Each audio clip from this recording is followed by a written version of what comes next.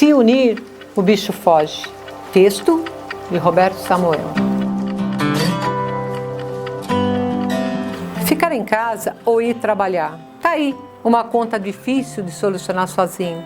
Se for ao serviço, poderá ficar doente, contaminado a si e seus parentes. Caso fique em casa, faltará dinheiro para pagar as contas, comprar remédios e alimentos tão necessários. Nosso mundo, nossa sociedade foi construída para se manter funcionando com os essenciais braços do trabalhador. O valor dessa pequena engrenagem ficou bem aparente agora. Sem ele, tudo para.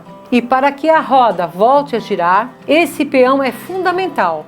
Apesar de suas utilidades, valor, ele ainda é o elo mais frágil da corrente. Feito peças de dominó, o sujeito mais pobre, base e sustentáculo da pirâmide social, é o primeiro a ser derrubado, quebrado pelos efeitos econômicos dessa pandemia. Depois, a classe média baixa. Em seguida, a classe média.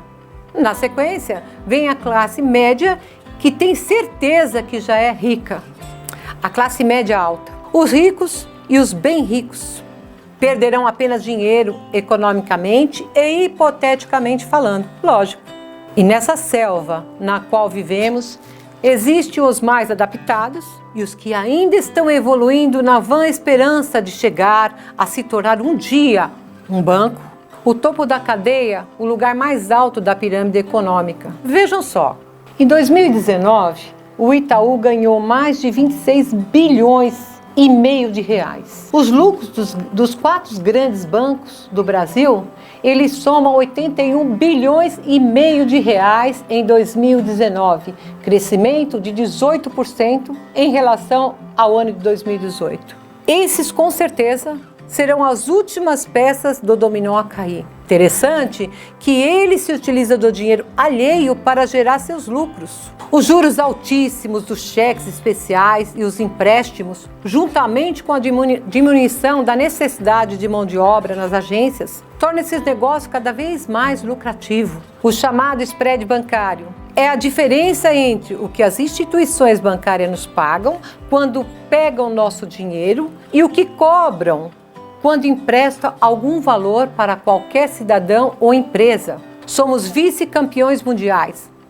Só perdemos para Madagascar, em termos de spread. Esse alto custo monetário é tão antigo que nós acostumamos, como se fosse normal sermos esfolados por um aparelho existente dentro da legalidade. Da mesma forma que o trabalhador deseja fazer o melhor, é da natureza da águia voar, do leão caçar e dos banqueiros ganharem cada vez mais dinheiro com a maior eficiência possível.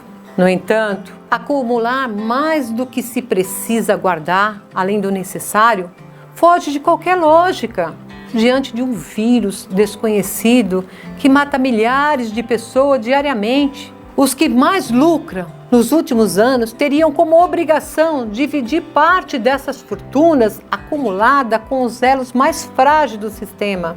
Mesmo que os ricos e super ricos desse mundo abram mão dos lucros dos últimos 2 anos, eles ainda estariam bem longe da falência, da fome. Mas como convencer a águia a não voar, ao leão a não caçar? Como explicar aos bancos e aos bilionários que a conta fechará mais facilmente com sua ajuda? O dinheiro é um vírus, uma droga que nos ajuda a viver, mas na dose errada nos torna viciados, anestesiados, imunes a dores dos nossos semelhantes.